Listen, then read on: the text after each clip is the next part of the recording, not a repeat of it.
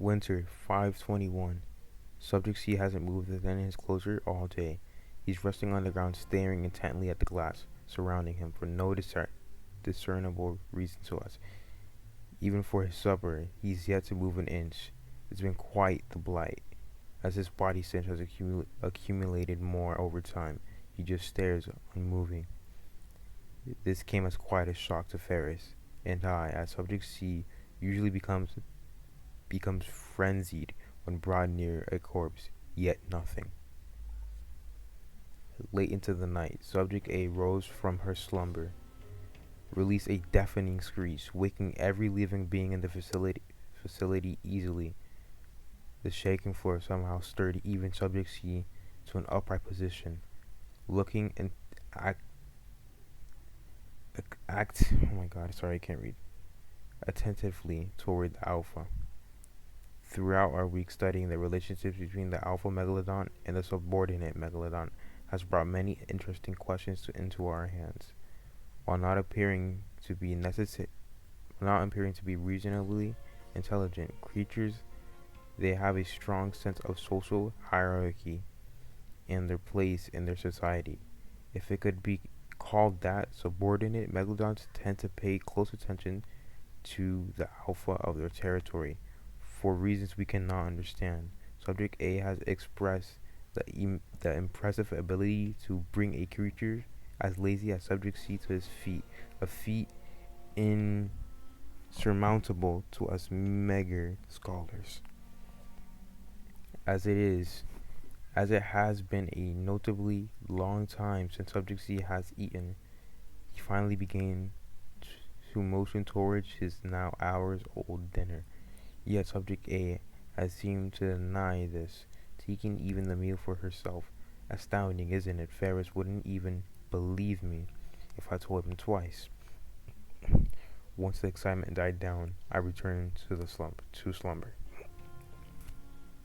Today, the realization has hit that we lack additional food for our dear subjects. Last night's meal for Subject C was the last body on hand. Unfortunately, it's winter. Pathfinders tend to be shaky during this time of year. It is more difficult to find gullible, bright-eyed, hopeful ones.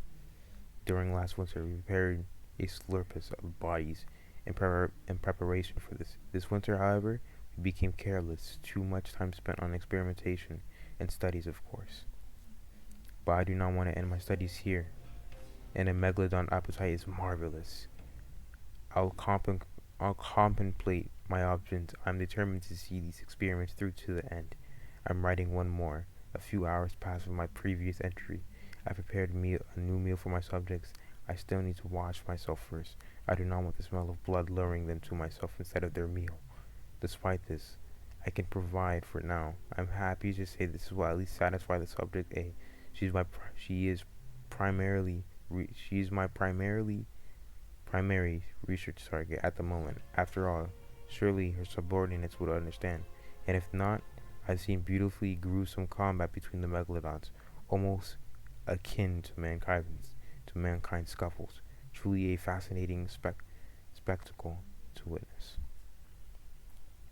I fed the last of my food supply to Subject A, dropping the body in a enclosure, as she did last night. She consumed it happily, as the other two subjects watched. I used this opportunity to gain the best look I possibly could muster at the coral along her back, a beautiful natural weapon capable of slaughtering hundreds of pathfinders within mere moments. Its ability to launch almost needle-like projectiles at such high speed is beautifully lethal. It mainly occurs when the megalodon is under a high stress, as a last-ditch defense mechanism. I fear I may have stared too long enough, as the other subordinates seem more interested in me than ever before. I made sure to engage in swift exit. There is something marvelous about these creatures. Some marvelous about these creatures. Some sort of mankind understanding between each other, yet to us are simply considered monsters. You fail to see its social prowess, without even a consideration of the possibilities. What if we were able to exploit this hierarchy for our own purpose? For my own purpose. For your own purpose. Okay, and that's it. That's the end of the book, and hopefully you guys understood anything about that. The next book I will be reading, Children of the Aftertide, but that will be for the next video. Oh, wrong book. Well, bye guys.